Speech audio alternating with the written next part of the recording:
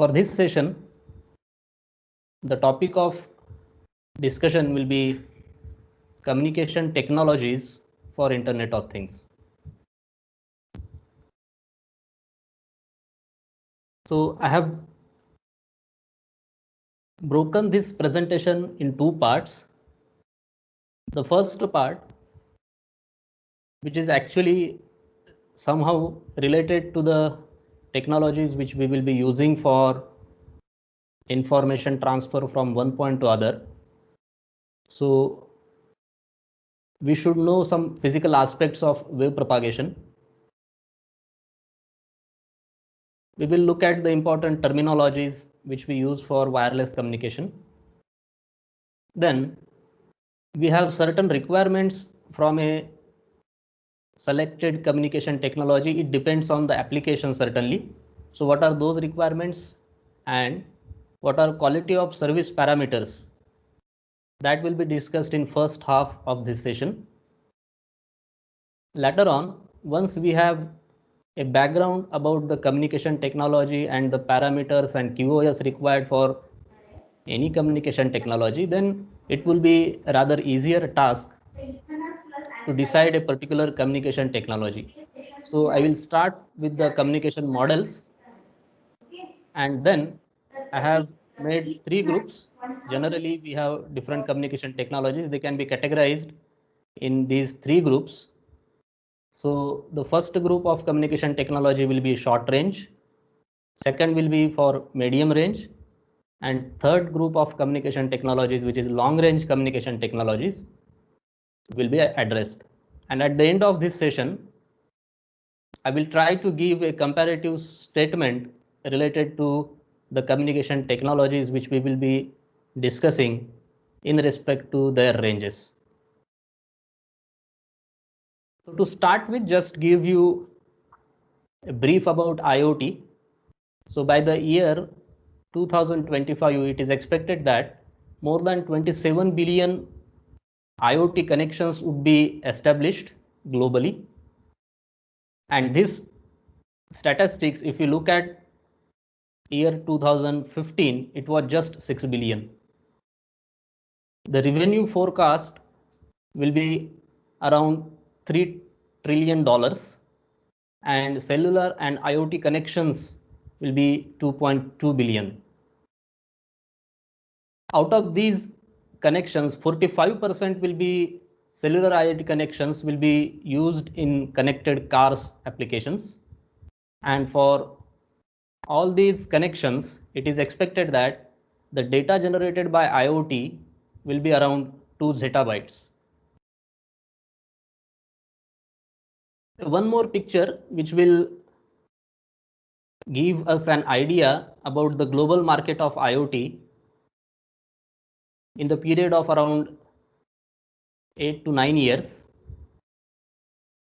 The market wise percentage in North America, it is more than 65%. And if you look at for Asia Pacific, it is more than 50%. And this subcontinent of world will be the second largest market for IoT products.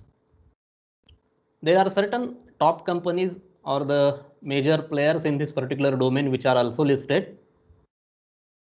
And if we concentrate, since the topic of this session is about the technology, so most of the communication technologies which we have, out of which Zigbee is quite popular. So by the year 2025, there is certainly the number of use of Zigbee applications will be more, and also RFID is one of the popular short range communication technology, will also be having substantial role in the market of IoT. There are a lot of sectors wherein IoT can play a role. So these sectors can also be understood with the help of these two charts. Automotive and aerospace, healthcare, and industrial usage are some of the applications, but out of which consumer services and smart appliances will be the dominant areas wherein IoT will play the important role in coming year of the time. As we all know, it is actually IoT is actually a group of connected devices that can be accessed via the internet. So any device or any person from any location can use the services provided by IoT. And obviously they can have any type of networks, or at any point of a time this can be accessed. And this is the main reason why IoT is coming a buzzword for today's industries or even consumer applications. And maybe 5-10 years down the line, we will find that there are a lot of applications coming with the IoT. In spite of that, we have seen there is a lot of scope for IoT. There are certain challenges. So just I have tried to list out few of them. Actually, the IoT applications are still not being tested for very extreme situations. I mean, for outer space, when environment is going to affect a lot on the signal propagation. So that will be one of the important topic of my discussion, wherein IoT is facing a lot of challenges. And another example where you have very hot or cold environment or area. So that is also remaining one of the important challenge for IoT engineers. Then unique standardization and interoperability between different standardizations or different devices being manufactured by different manufacturers, that is always a challenge for IoT. Having legal instruments and certain technical limitations in few cases, these are some of the important challenges in front of IoT engineers.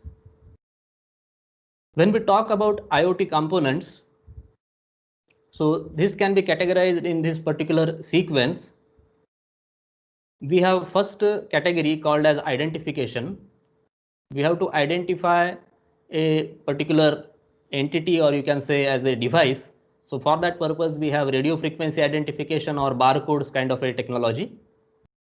Or to gather information about different data, we can use different type of sensors. For example, we have to get information about the temperature, or maybe we have to get the information about the soil moisture or water content or oxygen or hydrogen levels. So we use different kind of sensors to get such a type of information. So that is second category. Third one, whatever information or identification we have been gathered, that we have to send over a network with some sort of a communication technology. It may be up to a small distance of few meters, or at a point of time you may require to send this information to the longer distance, maybe few hundreds or few tens or few hundreds of kilometers. So depending on the requirement, the communication technology or type of connection will vary. Then we have a next segment, which is the integration. Then we have data processing, and we have to have types of networks to complete the cycle of IoT components. So the first important topic of my discussion is physical aspects of wave propagation, because we will be transmitting some information from one point to other point, and this will happen irrespective of the communication technology. You may be using Bluetooth, you may be using Wi-Fi, you may be using GSM or LoRaWAN, any technology, NB-IoT. All these technologies will be using an electromagnetic wave. So it is a customary to understand the behavior of an electromagnetic wave. So that should be first discussed. That because this is directly related to the latency of your communication technology, because at the end of this session we will be trying to tell you about the latency or throughput wise or QoS performance of a specific communication technology. So that will depend on the speed of your electromagnetic signal. And as we know that this EM waves propagates at the speed of light, which is actually 3 into 10 to the power 8 meter per second. So it is varying in between certain ranges, 3 kilohertz to 300 gigahertz. And depending on the basic information signal, we have to modulate that signal, we have to change certain characteristics of that signal, and that will decide the range and quality of signal which is being sent from one point to another point. So that is what different types of modulations, maybe ASK, FSK, GSK, GFSK, and so on. So these are the aspects involved in particular communication technology. Then the third important topic which one has to consider is about the shadowing. Because when EM wave is traveling from one point to another point, it will travel through atmosphere, it will travel through different obstacles, it may get scattered from few objects, it may get reflected, absorbed, or diffracted and attenuated because of walls, buildings, trees, and few other obstacles present in the atmosphere. Because of this, the basic parameters of signal will get affected. Amplitude, phase, and frequency of signal will get affected, and even your signal will get attenuated. And when this change signal with the original signal transmitted by a transmitter will reach at the receiver, they will get combined and reach at the receiver. So they will produce a distorted signal at the receiver, which is actually called as a multipath. So this is an important aspect. One has to understand what is kind of environment, what are the different obstacles which are going to be faced by that electromagnetic wave. And there is one more topic called as a path loss. So when signal is traveling from one point to another, source to destination, because this is EM wave, it has the nature, it will travel through atmosphere. When it is going to travel, it will undergo with some losses during the propagation. So what amount of losses that wave is going to face, that has to be also understood to decide the particular communication technology for typical applications. And then we have the topic called as a Doppler shift, which is also important because we are moving from one point to other point. So this shift will also cause change in the information which is actually being sent from a transmitter and sent for the receiver. So receiver may receive a erroneous information because of this particular Doppler shift.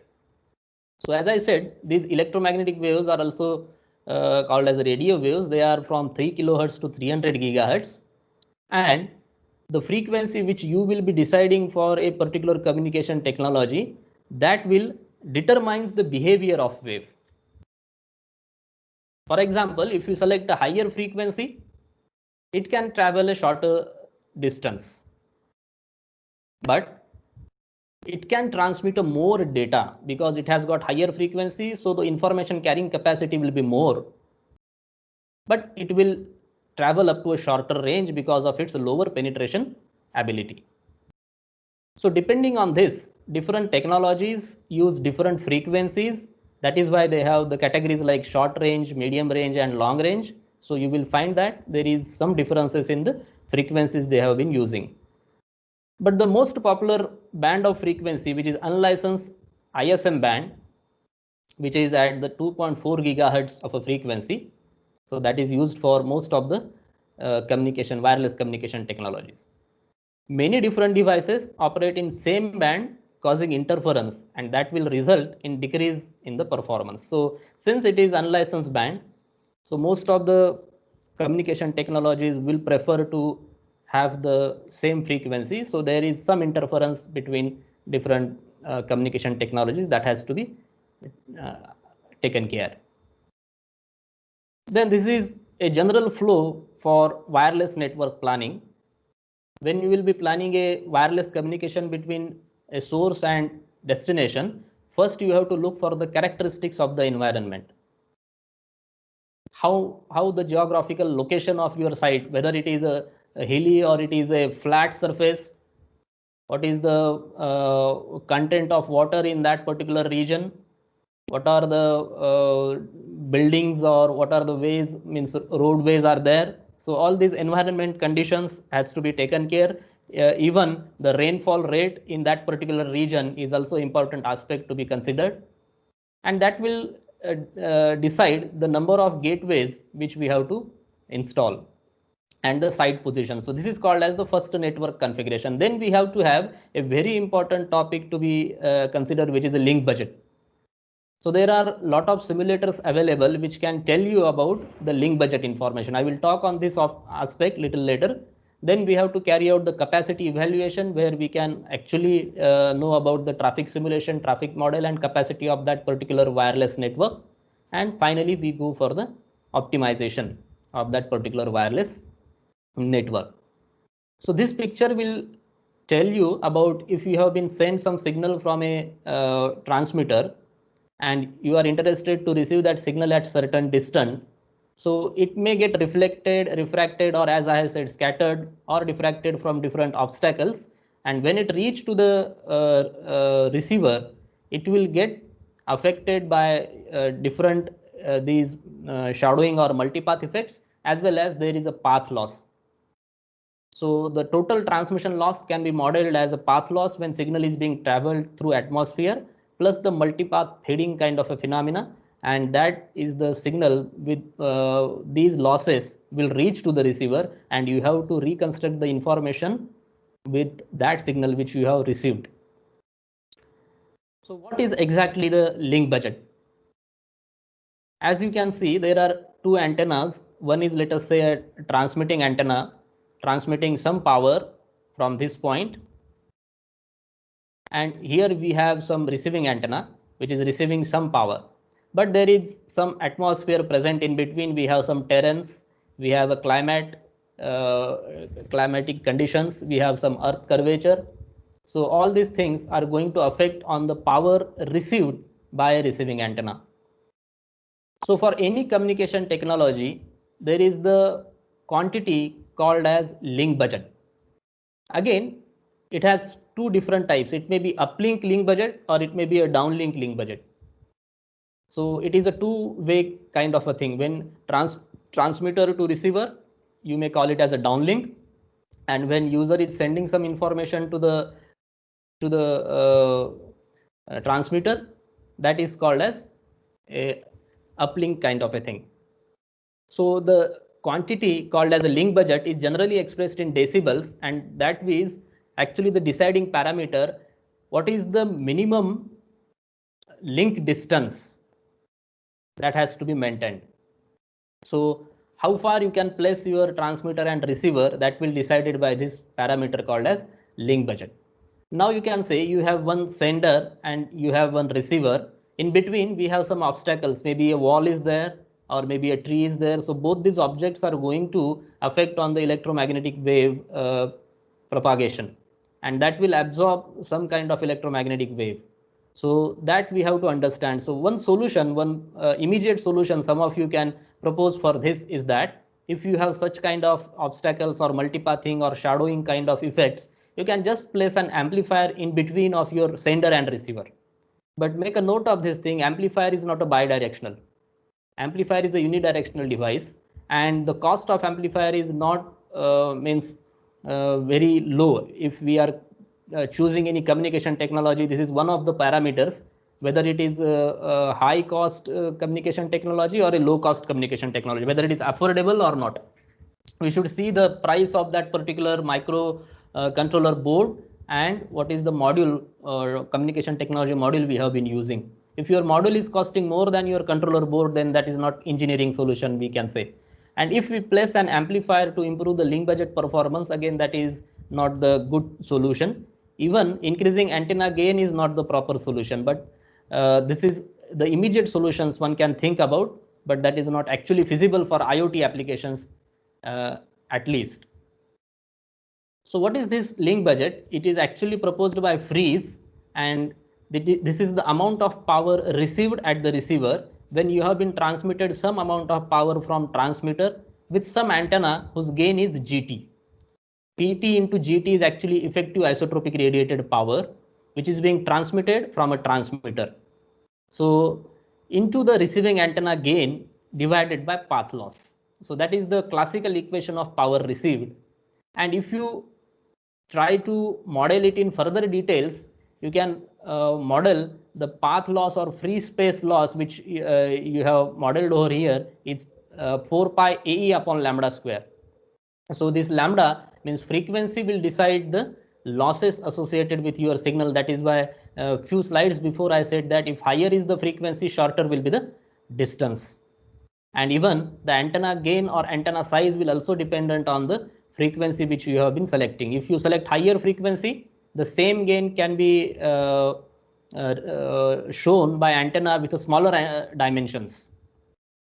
Then we have a path loss which is model like this, and we have the total power received.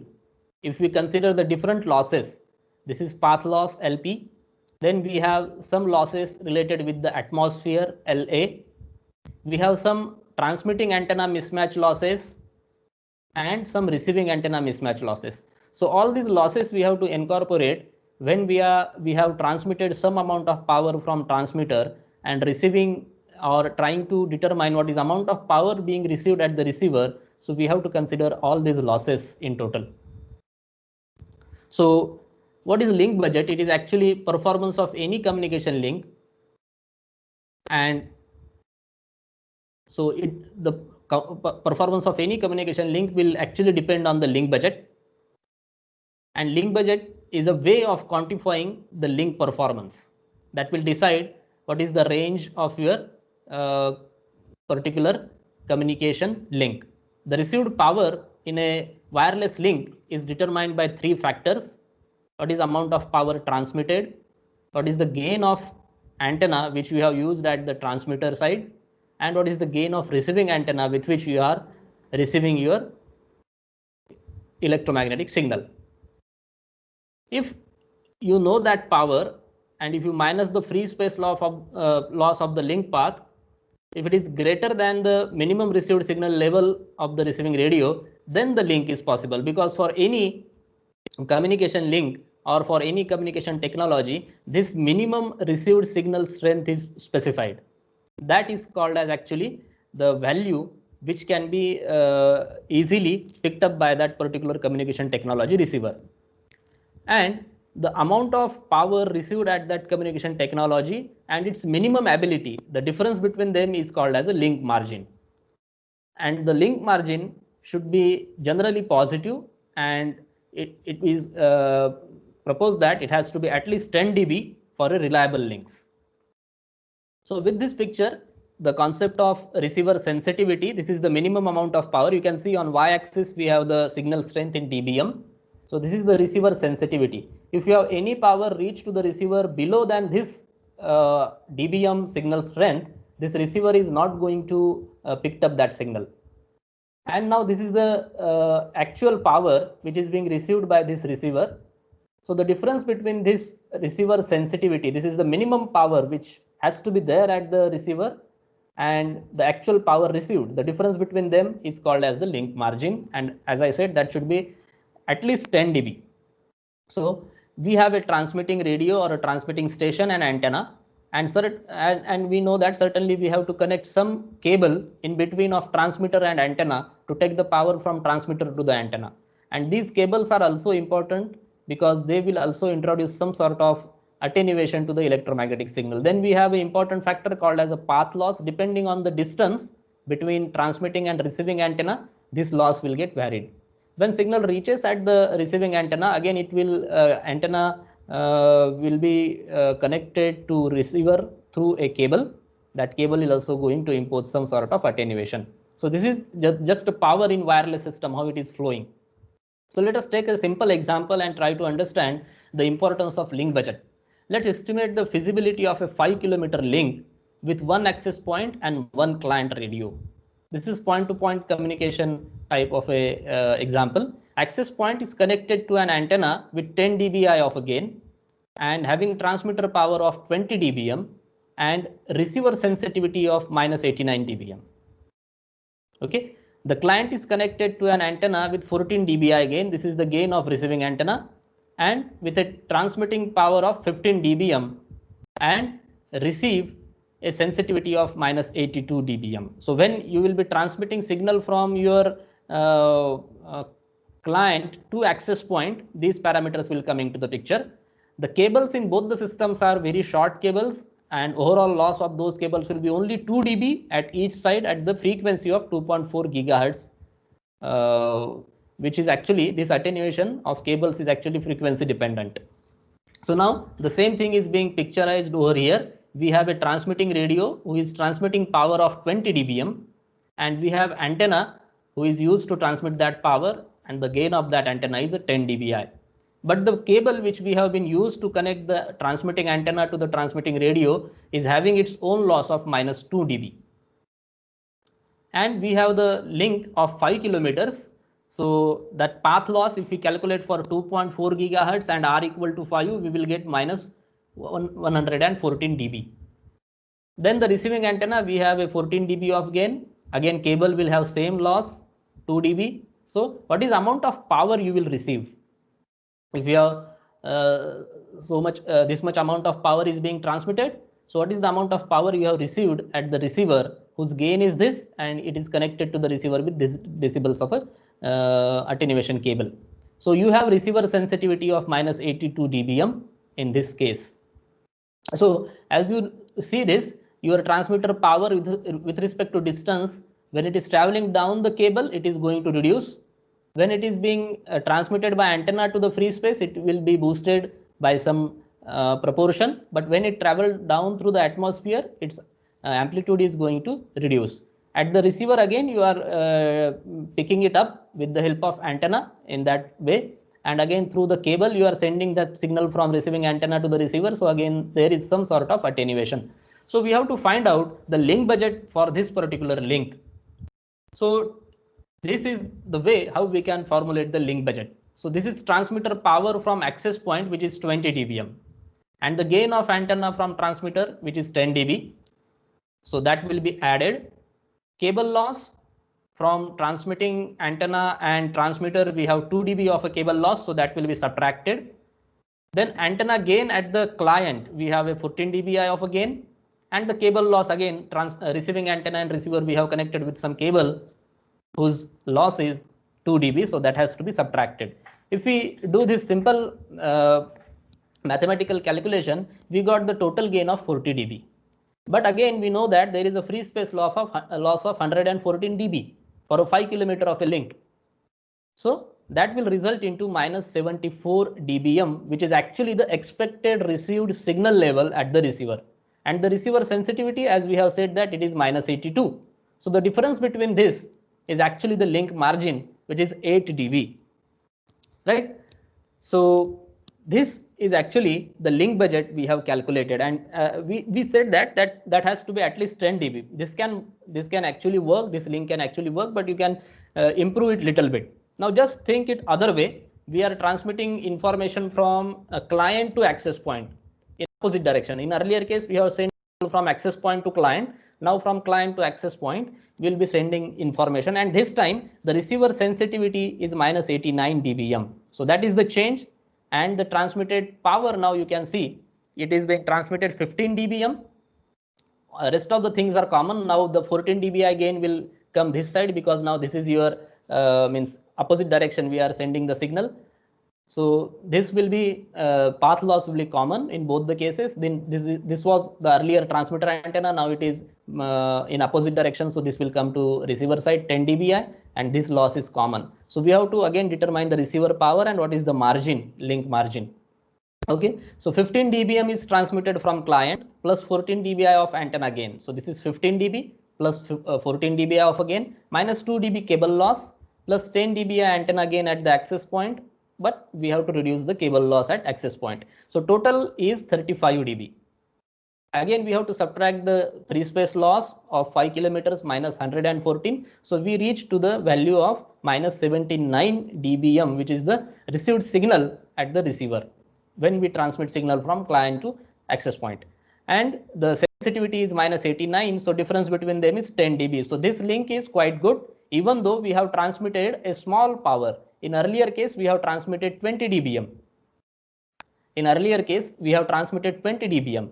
But in next case, we have transmitted 15 dBm. But even we have transmitted a small amount of a power, the link margin is quite good in second example. Because of that, the distance is not being changed. Any parameter is not changed. All the parameters are constant. Only the difference is that we have improved the sensitivity of the access point. So that is what we have to think about. So this example, I think it might have given you some idea about the signal loss over the channel, and even a simple cable, if you are taking, how it is going to affect on your signal. So we will do some practical analysis of this path loss. But before that, I would like to show this graph, which is telling you about the two different frequencies, how these frequencies are going to affect when the signal is traveling. On the x-axis, we have a distance, and on y-axis we have a path loss in decibels. So as if we increase the distance of a wireless link, the path loss associated with that particular wireless link will also increases, and it will also increases with respect to the increase in frequency.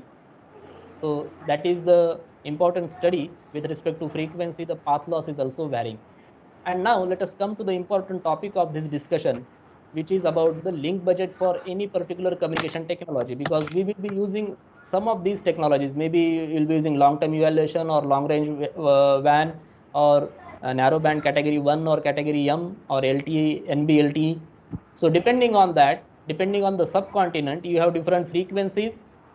You can see you have different transmitter up and transmitter down powers. In some cases they are same, in some standards they are different, in some subcontinents they may be different depending on the frequency and the bands. Then spreading factor, and we have the most important topic of our consideration is link budget. So in case of a link budget, so this is for LoRaWAN, the entire table is for LoRaWAN, and this is 155 dB, roughly around 155 or 154 dBs in most of the subcontinents of the world. So I have just written over here for LTE, the link budget value will be 130 dB. For LoRaWAN, it will be 154 dB. This entire table is for LoRaWAN for different subcontinents or different countries.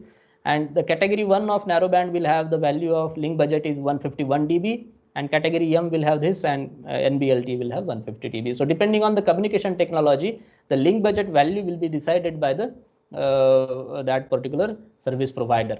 So how it is going to affect on the range, that we will just try to do a small case study. You can use this link which I have shown over here. You can go to the Google, just copy this link. If you have a laptop with you, you can do this case study.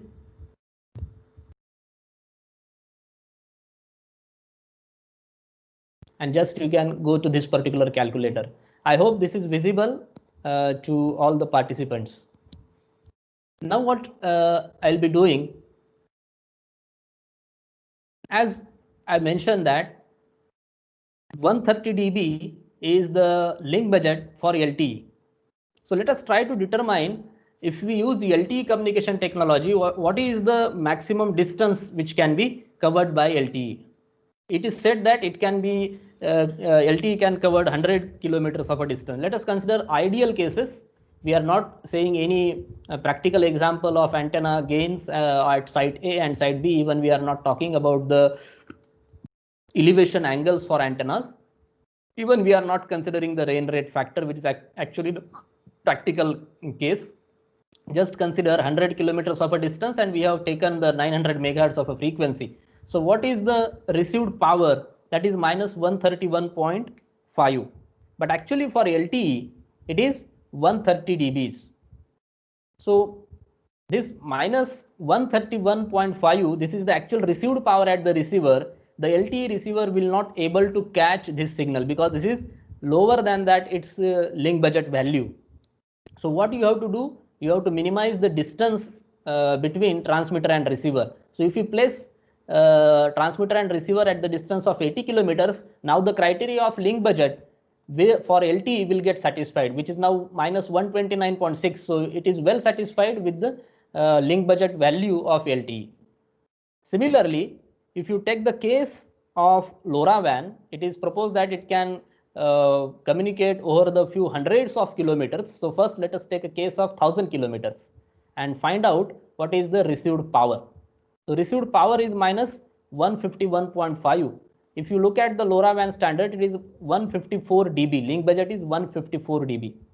So minus 151, it can easily detect this power. What you can do, you can increase the separation between transmitter and receiver. Let us increase it to 1300 kilometers and compute the power which you have been receiving at the receiver side. So it is minus 153.8.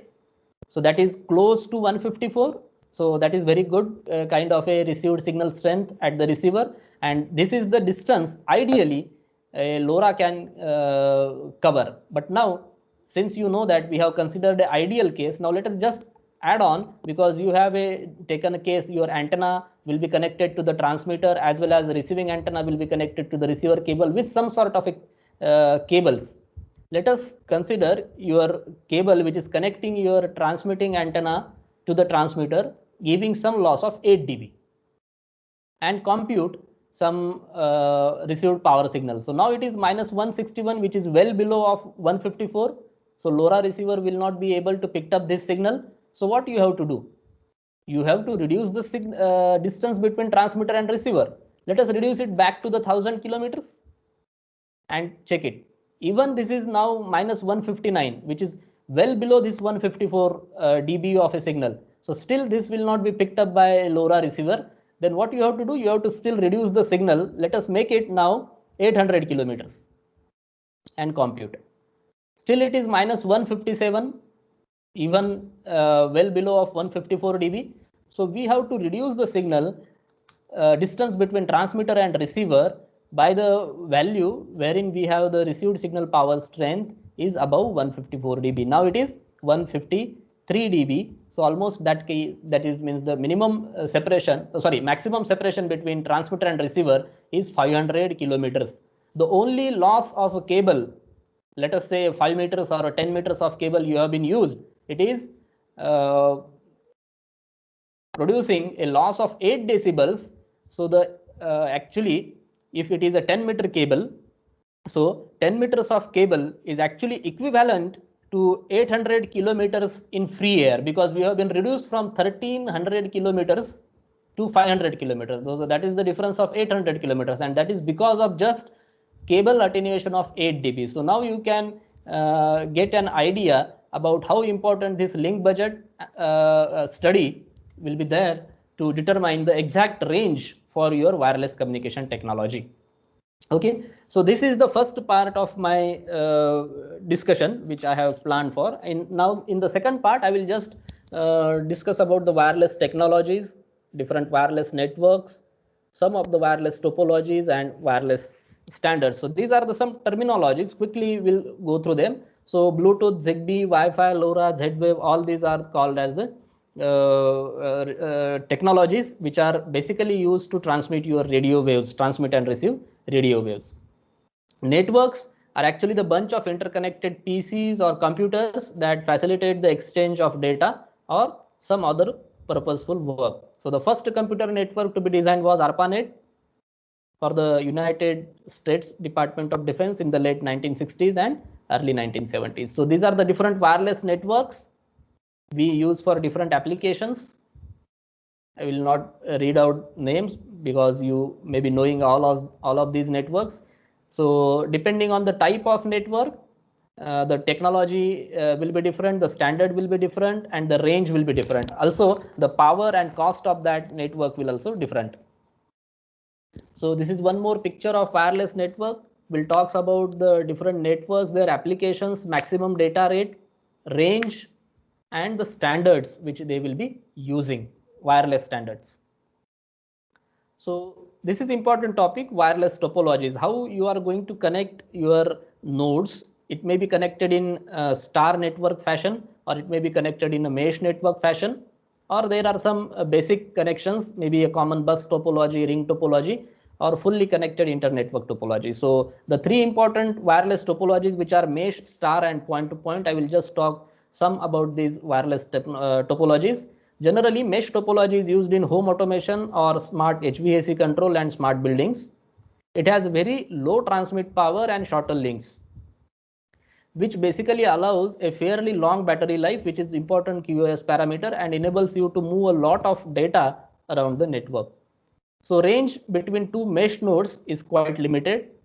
Because of the interconnected network of mesh network, if one node goes down in a choke point, an entire piece of the network can fail. That is the main disadvantage of a mesh topology.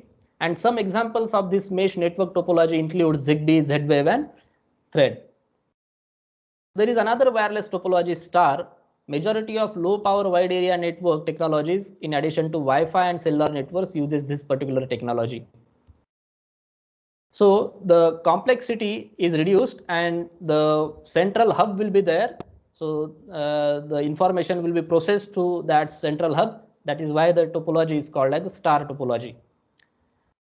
Radio link between gateway and the end node or terminal can be very long with this particular topology. It means that further a node is away from gateway, the more energy it has to expand relaying a message. But unlike mesh node that has to be constantly awake, STAR nodes are able to rest between message transmissions, and it will help them to conserve the amount of energy expended by each node. So that is the advantage if you have a STAR topology. And third important topology is point to point. While mesh and STAR networks are used to connect multiple things to a network, point to point topology is used to connect just two things together. It is much simpler than mesh or STAR topology, and it will follow of flow of data in this particular topology will be unidirectional or bidirectional between 2 points. But these are not so useful for IoT applications because we have to have multiple sensors to be connected to the gateway. These are some important wireless standards which I have just summarized over here. So we have 802 series of wireless standards. In that 802.11 is WLAN standard, 2.15 is a PAN standard, then 2.16 is a metropolitan area network standard, then we have regulatory matters, then systems coexistence, and we have WRAN, regional area network kind of a standard. So you can see, depending on the wireless standards, we have some wireless communication technologies. Generally, your Bluetooth, ZigBee will follow this standard, which is called as 802.15, and Wi-Fi, even Wi-Fi Hello and upcoming new Wi-Fi standards will follow in this particular 802.11 standard. So what is the IoT communication should be? These are some requirements. It has to be low cost. It should consume low power.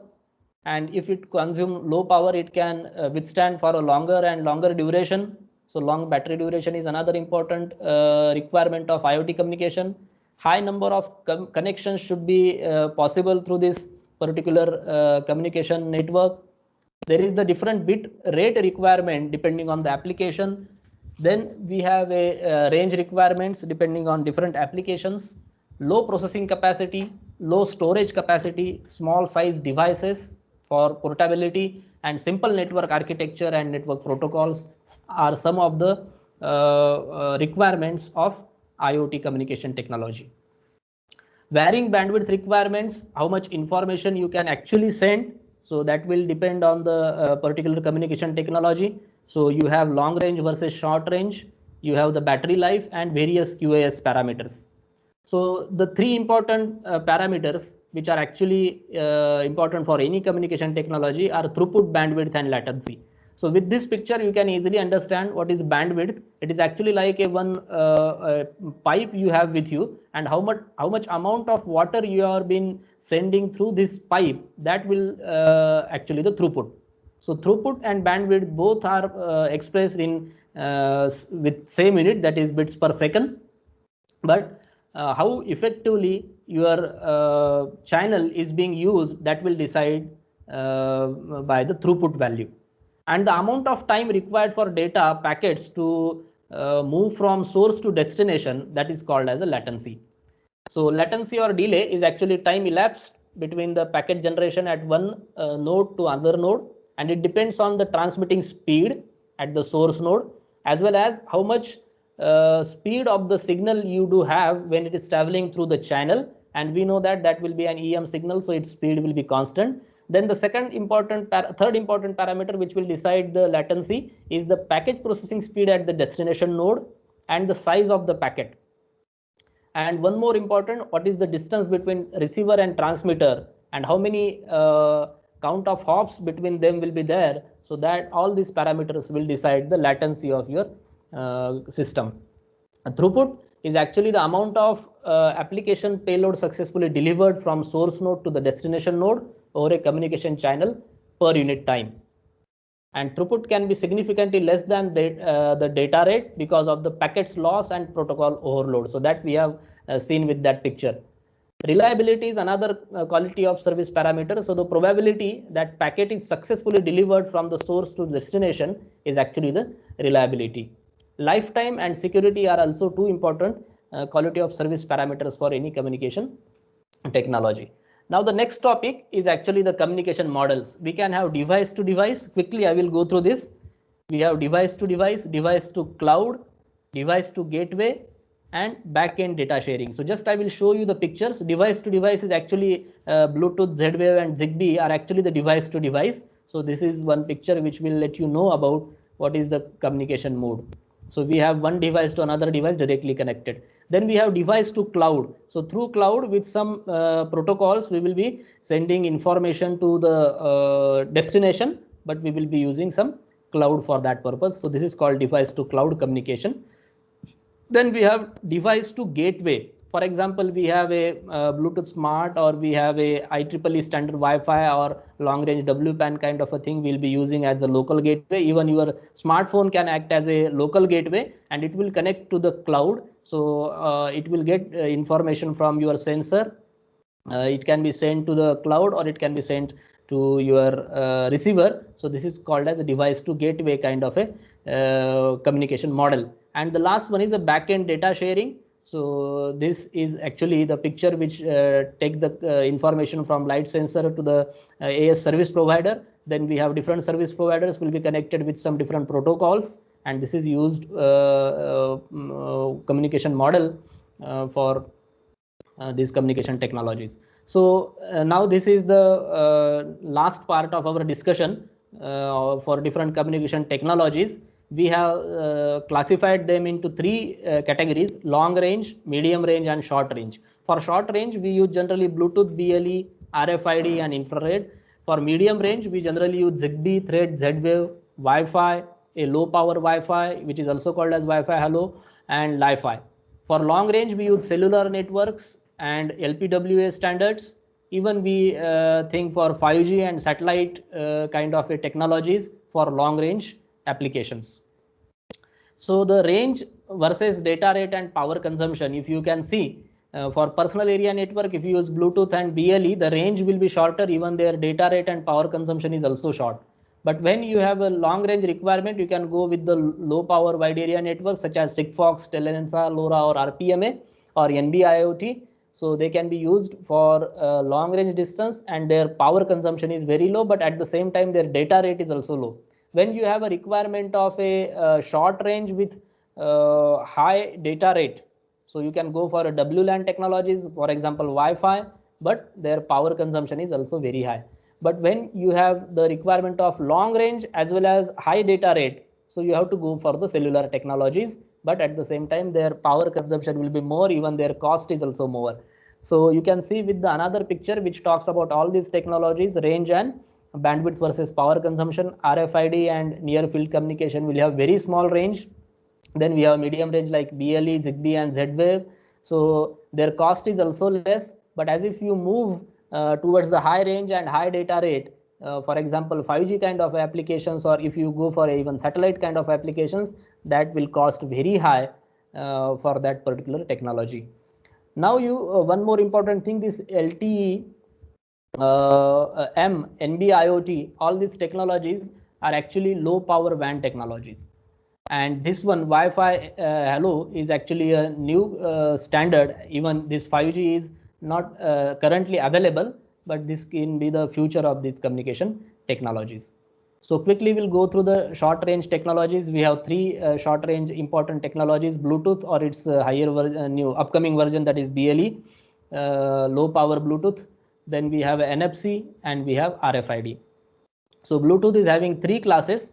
Actually, depending on the class, its range will decide. For class 1, its maximum power will be 20 dBm and the range will be 100 meters. If the class 2 is there, its maximum power will be 4 dBm and range will be 10 meters. If it is a class 3, it can communicate within a range of 1 meter and output power will be very small, 0 dBm. So this is the wireless technology. It operates at 2.4 gigahertz of a ISM band. Its data rate is also very small, maximum it is 1 Mbps. And now the upcoming standard, which is a Bluetooth 5, which has been increased the range of Bluetooth by 4 times. It has increased the speed with earlier version of Bluetooth by 2 times, and the broadcasting message capacity is increased by 8-fold. It has also very low latency, fast transaction, and data rate is 1 Mbps. It is useful for just small data packets. Then NFC, it is actually a short range radio communication, first trial in UK in the year 2007. So distance is very small, 10 centimeter or even less, and the frequency is 13.56 megahertz. Its data rate is variable, right from 160 kbps to 424 kbps. And some of the examples which are using this communication technology are smart wallets or smart cards, action tags, and access control. So let us compare these 3-4 technologies quickly for short range communication on the features like modulation, standard, the frequency band, data rate, bandwidth, range, topology, and encryption. So they will be using most of the short range communication technologies are using adaptive frequency hopping spread spectrum kind of a modulation and multiplexing technology. Then they have the standard 802.15.1 for Bluetooth, 15.4 for BLE, and this ISO 13157 is for NFC. If you see the frequency band for Bluetooth and BLE is same. NFC it is very small frequency 13.56. RFID will have different frequency bands depending on the subcontinent and the requirements. So data rate will be for Bluetooth 1 to 3. For BLE it is 1 Mbps. NFC is a very low data rate 424, and RFID is also very low data rate in comparison to the Bluetooth and BLE. Bandwidth will be 1 megahertz in the older version of Bluetooth. So it has 79 channels, but now it has been increased to 2 megahertz, and the channels are less than 40, 39 or 40 channels are there. NFC will have 14 kilohertz of a bandwidth, but for RFID it is variable depending on the band of frequencies it is being selected. So range wise, if we compare, so Bluetooth and BLE will have 10 meters. NFC is a very small range, and RFID is a little bit higher range than that of NFC, but lower than that of Bluetooth and BLE. So topology will be star piconet, and the encryption will be most of the time it is AES 128-bit protection. So then next is a medium range technology. So Zigbee, Thread, Z-Wave, Wi-Fi, and Li-Fi are some popular medium range technologies. So Zigbee is actually conceived in the year 1998, standardized in 2013 and revised in 2006. So it operates on 2.4 gigahertz, but at a much higher power, allowing devices to communicate over much larger distances. That is why Zigbee is very popular for smart home automation kind of applications in this IoT domain. Power usage is higher than Bluetooth and less than Wi-Fi. Okay, so there are some new stack profiles for Zigbee, which are Zigbee Pro and Zigbee IP. So Zigbee Pro comparing to Zigbee is optimized for larger networks, but it is more expensive and requires more memory. But Zigbee Pro can easily support thousands of networks, while earlier Zigbee can support only hundreds of the devices. And the new stack profile of Zigbee called as Zigbee IP, it provides the connectivity, IP connectivity for all Zigbee devices. Then we have a Thread, which is actually announced in July 2014. It is IP-based IPv6 networking protocol aiming at the home automation. It is actually not an IoT application protocol like Bluetooth or Zigbee. Its standard is the Thread based on 802.15.4 6LoWPAN. It uses the same frequency of ISM band, and range is 100 meter if we have a mesh network kind of a topology, and data rate is 250 kbps. Z-Wave is another important medium wave communication topology. It is very popular for home automation. It operates with very low power, and the standard would be Z-Wave Alliance. Frequency is 900 megahertz. Again, this is ISM band. Range will be 30 meters. Data rate is variable 9.6 to 100 kbps. And some of the examples for lamp control and sensor, among many others, are the examples with the Z-Wave technology. Wi-Fi is actually the alternative to wired technologies, wireless alternative to wired technologies. It is standardized as 11 for WLANs, and as you can see, there are different standards A, B, G, N, and AH. They do operate on different frequency bands with different throughput. So based on that, the range will also vary. So out of which, as you can see, the 802.11n, which can operate at 2.4 and 5 megahertz, have highest throughput and highest range of operation. So there are some disadvantages. If we have the earlier version of Wi-Fi, it has high power consumption.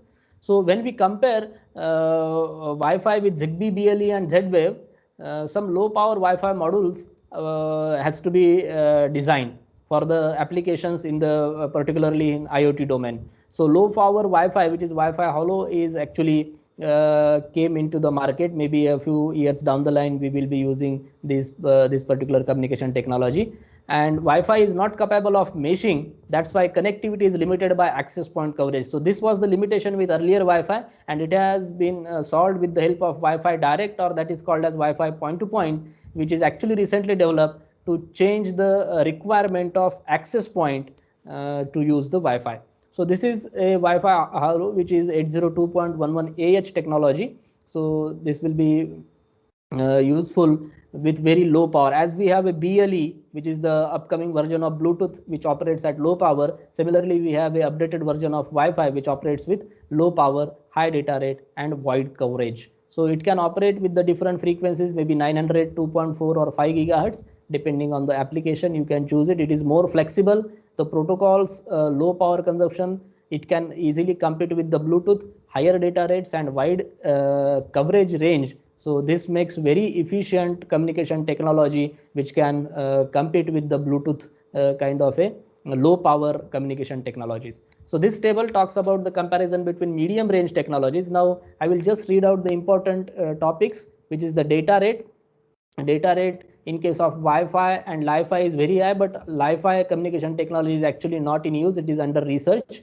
If you look at the bandwidth wise also, Li-Fi will be producing very high bandwidth, but that is not, nowadays it is still not in a use. So by the time Wi-Fi what we have, it is having the highest bandwidth. Then range is also maximum with the help of Wi-Fi technology, and most of the these medium range communication technologies will use a mesh kind of a network topology just apart from Wi-Fi. Then all will use the encryption, which is AES 128.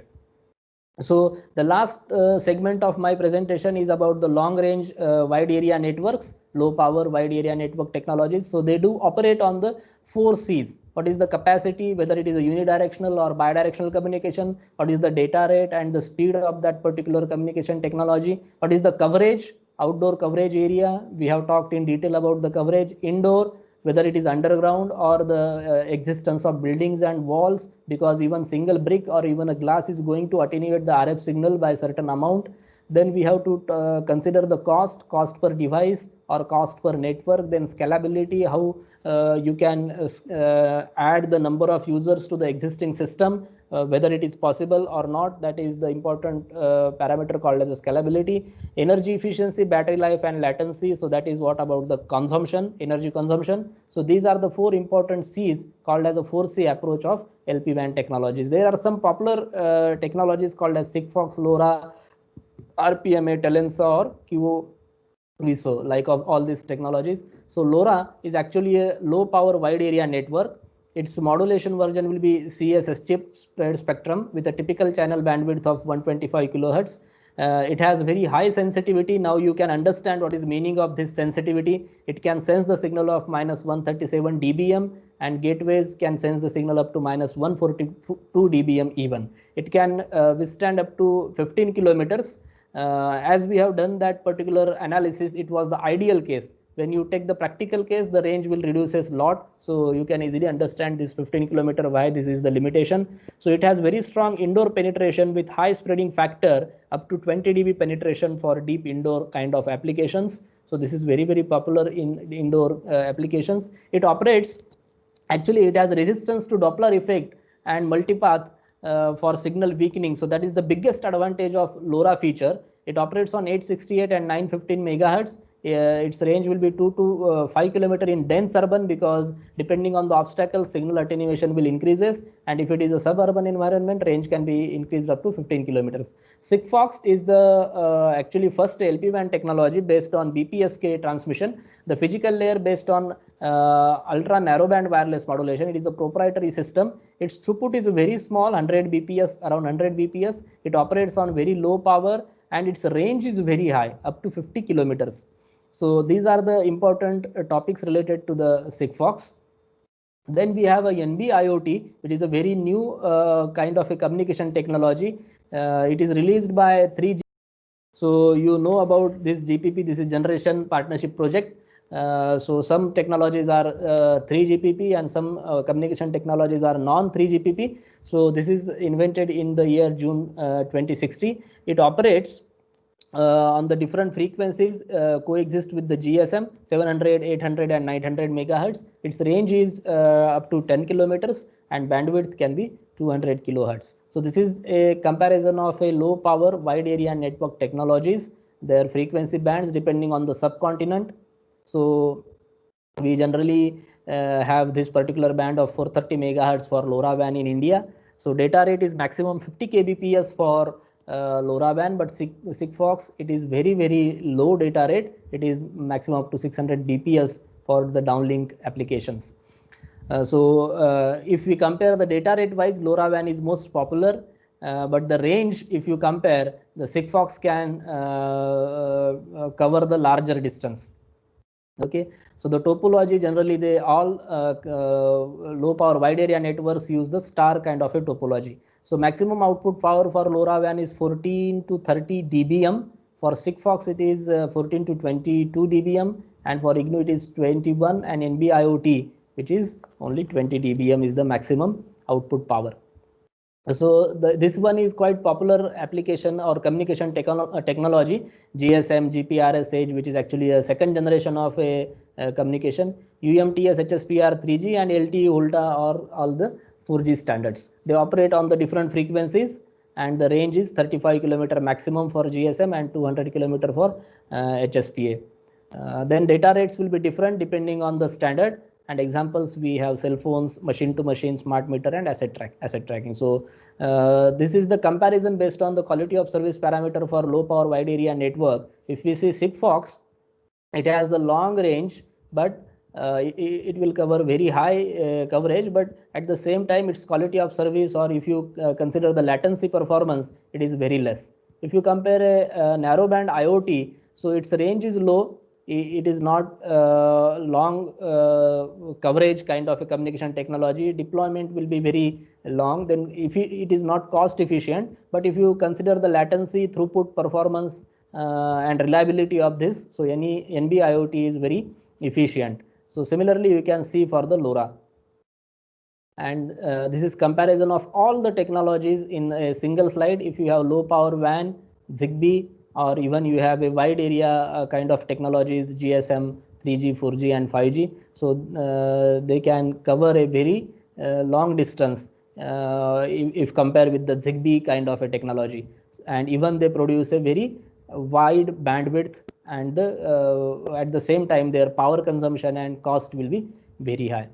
But the latency point of view, if you consider latency and coverage point of view, the LPWAN technologies are superior in comparison to all other technologies. So this is what I have planned. I am 10 minutes ahead of the scheduled time, but I hope I have given some justification to the communication technologies, and hope this information will certainly help some of your participants to decide the communication technology for their IoT projects if they are planning in future. So thank you. Over to Wankhede sir.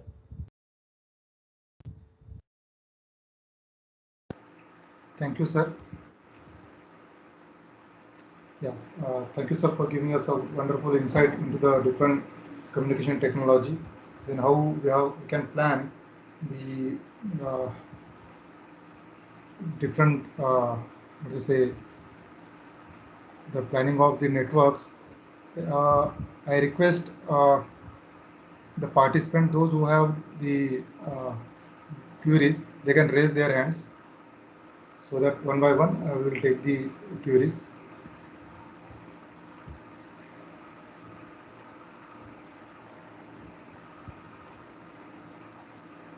I got one question in the chat box. Sir, there is a. Shall I ask, sir?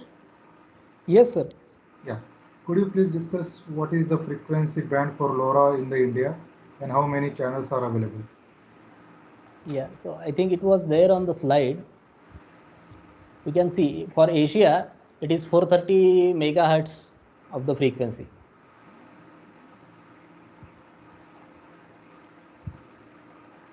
I hope this is clear.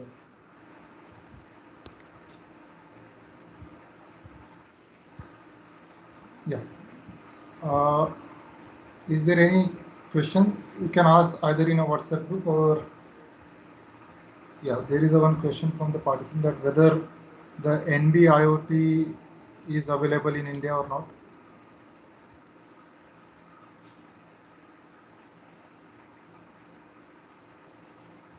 Yes, this is available technology. NB IoT is available. Okay. As per my knowledge, this is available.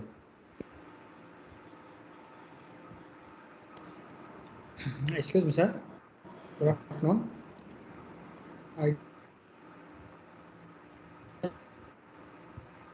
Sir, as I belong to civil engineering department, I would like to know whether we are using the total station for measuring the distance. Total Measurement instrument, in which we'll be sending a laser and the reflector will be sending back the signals. Depending on the total time taken, we will be estimating the total distance. right. Means we will be collecting the data.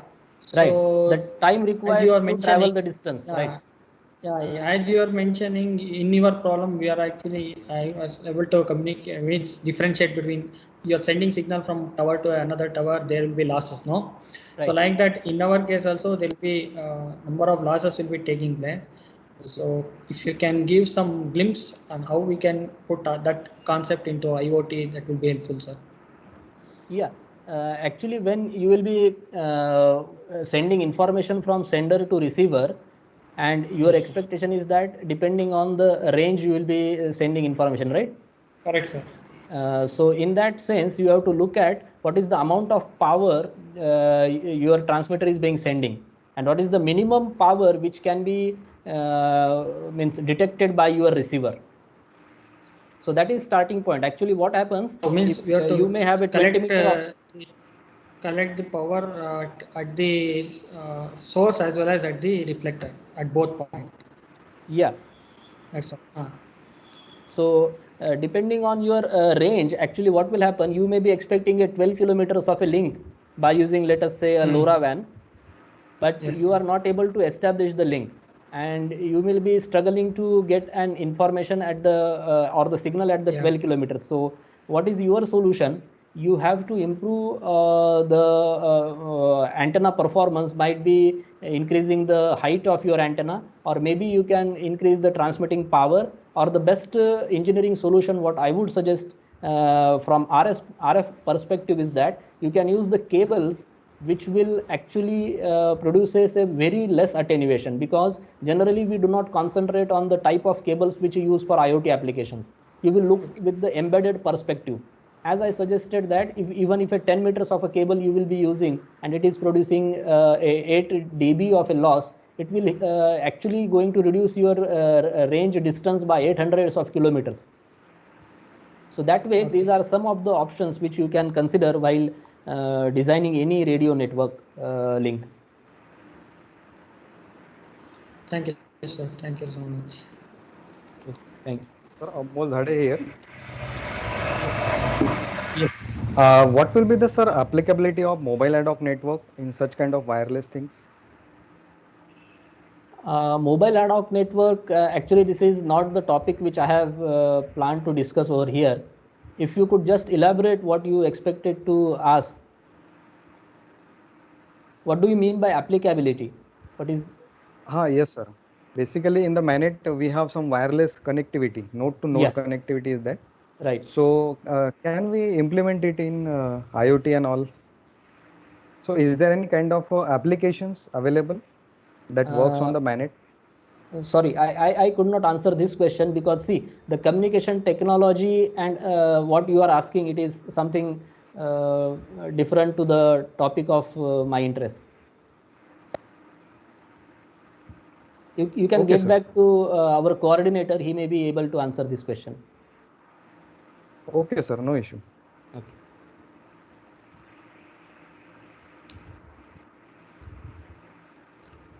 Yeah, is there any question from any participant? Okay, so thank you, Ratnavagi sir, for giving us a very good brief about all the different communication technologies and their use in the field and how we can plan the different architectures. So thank you, sir. Thank you very much. Thank you. Now we'll meet again for the third session in next 15 minutes. So at 4:45 we'll join. Thank you all of you.